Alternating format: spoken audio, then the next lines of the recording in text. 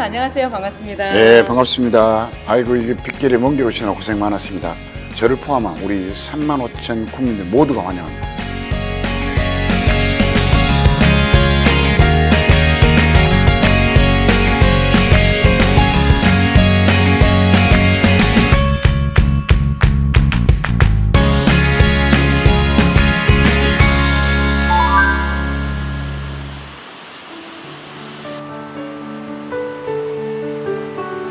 많은 사람들이 찾는 곳이고 1년에 한 5, 60만 명이 다녀가는 곳인데 마음의 어떤 상처를 입었거나 또 어떤 삶에 지친 사람들이 좀 치유되고 좀 휴식을 좀 취해야 되겠다 이런 사람들이 좀 많이 와요. 흑맥스우드는 장의 랜드마크나 마찬가지입니다.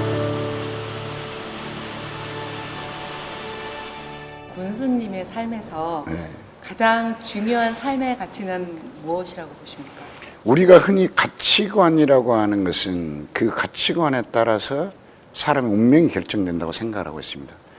이 가치관이라는 것은 여러 개의 어떤 선택지에서 어떤 거를 더 우선순위 두느냐가 이제 가치관이라고 하는데, 저는 이 가치관은 또 내가 살아가는 어떤 인생의 좌우명하고도 직결된다고 생각을 하고 있어요. 그래서 저는 항상 인생을 살면서 두 가지의 어떤 그 좌우명을 가지고 살아가고 있습니다. 하나는 인생을 살다 보면 실패할 수 있다. 그러나 포기하지 않으면 반드시 그 꿈은 이루어진다는 그런 어떤 좌우명 하나하고, 또 하나는 나는 이제 스티븐 잡스의 어떤 명언인데, 그분이 스탠포드 대학 졸업식에서 한 말이 있어요. Stay Stay hungry, hungry, stay stay foolish. foolish. 여전히 어리석고 여전히 배고프다.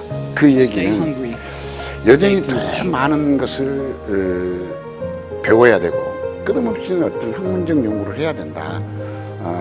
그것이 어떤 인간이 살아가면서 특히 젊은이들한테 앞으로 세상을 살아가는 데 있어 어떤 그거를 좌표로 생각하면 반드시 어떠한 난관과 어려움이 있더라도 그걸 극복하고 성공할 수 있다. 이런 뜻이 아니겠는가 이렇게 보고 있습니다. 그래서 방금 얘기한 대로 두 가지의 저의 좌우명이 저의 어떤 가치관이자 제 삶의 어떤 이정표였다고 저는 생각을 하고 있습니다. 그러면 군수님 그 지금 방금 말씀하신 두 가지의 가치를 바탕으로 실천하셨던 것 중 소중하게 여기는 경험이 있다면 어떤 것이 있을까요? 이제 저는 대학을 다닐 때 굉장히 군사정권 시절이었습니다. 80년 전두환 군사정권 초기였기 때문에 대학을 졸업해도 여전히 민주주의는 오지 않았고 여전히 많은 어떤 그 민주주의를 위해서 뭐 싸워야 되고 거기에 투쟁해야 되는 그런 것 때문에 정치권에 이제 발을 디딜 수밖에 없는 그런 상황이 됐습니다. 37살 때 지방자치가 되어 도전했다가 한 번 실패하고 군수 또 도전해가지고 두 번 실패한 후에 경선에서 또 억울하게 또 탈락하고 제가 다시 군수에 당선된 그런 영광을 얻었던 게 그런 사례였던 것 같습니다. 세상은 공짜가 없죠. 실패한 것만큼의 어떤 아픔과 또 어떤 그 고통을 통해서 새로운 어떤 새싹을 이루어지는 결말을 내는 그런 어떤 자양분이라고 저는 생각합니다. 그래서 포기하지 않고 계속해서 실패했더라도 도전해서 마침내 그 꿈을 이루는 그런 것이 제 삶의 어떤 가치관과 그리고 인생을 살아오는 좌우명으로 귀결된 게 아니었던가 이런 생각을 하게 됩니다.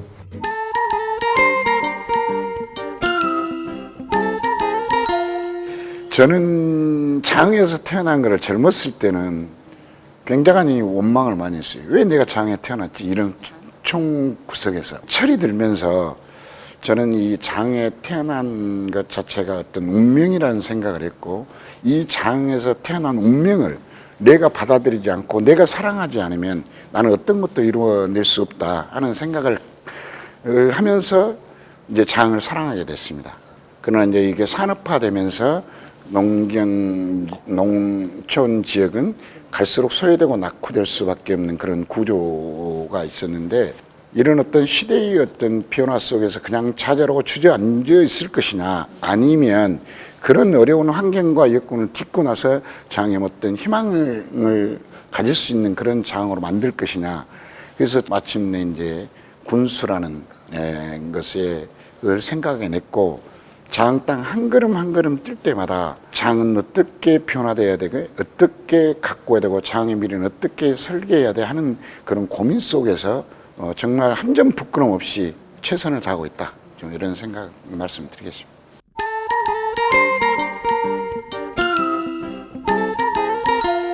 우리 장을 물림의양이라고 얘기를 하거든요. 물림은 문학의 고장이라는 거죠.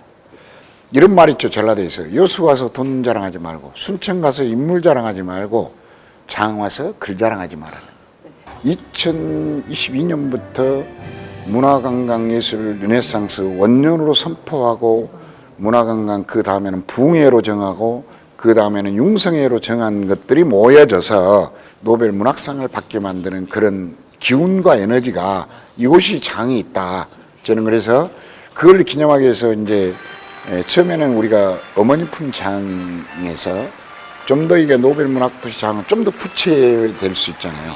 어머니 품장은 상당히 추상적 개념이라면 이 노벨 문학도시 장은 좀 더 구체적인 거기 때문에 어머니 품장을 또 쓰지만 또 요거를 없애려고 하니까 엄마들이 반대가 엄청나 없더라고요.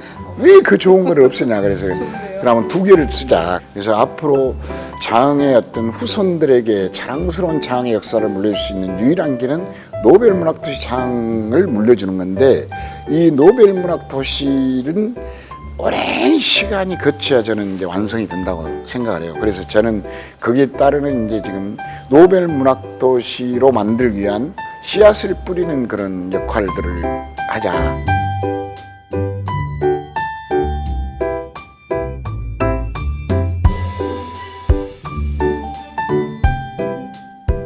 아까 군수님께서 말씀하신 역사의 도시, 문학의 도시, 그다음에 의향의 도시. 역사 공부 정말 너무 많이 한 것 같아요. 역사도 이제 또 만드는 거거든요. 네. 이제 창조적인 게 하나가 있다면 정남진 타워였습니다. 광화문의 기점으로. 네. 정남진, 정동진이 있으면 정서진이 인천이잖아요. 예, 정남진이 장이고 정북진이 저기 중광진입니다. 광화문을 기점으로 딱 일직선상에 끊이면 동경 126도입니다. 그러면 장, 광화문, 중광진, 하얼빈까지 이렇게 이어져요. 동경 126도의 지리적 위치를 통해서 단순히 전망대가 아니라 126 타워인데 그 126 타워는 하나의 민족, 두 개의 국가, 6개의 어떤 통일의 가치를 담아서 한 민족의 통일로 가는 그런 거를 여기서 시작하자 그래서 그 126 타워로 만들었습니다. 끝으로 장흥군이 이제 노벨 문학 도시기도 하고 네. 굉장히 여러 이제 좋은 일들이 있었는데 혹시 군수님께서 좋아하시는 시가 있다면 어떤 것인지 한번 소개해 주시겠어요? 어제 마치 저희들이 장학당에 나태주 시인이어서 강연을 했는데 우리 여기 우드랜드잖아요. 그러니까 여기에 이제 풀꽃들이 많아요. 그래서 이제 제가 풀꽃 자세히 보아야 이쁘다, 오래 보아야 사랑스럽다, 너도 그렇다. 이걸 마지막 멘트로 남기겠습니다. 그게 이제 노벨 문학도의 장 군수가 우리 국민들이나 시청자들에게 전달하는 메시지입니다. 자세히 봐. 오래 보아야 사랑스럽다, 너도 그렇다. 감사합니다.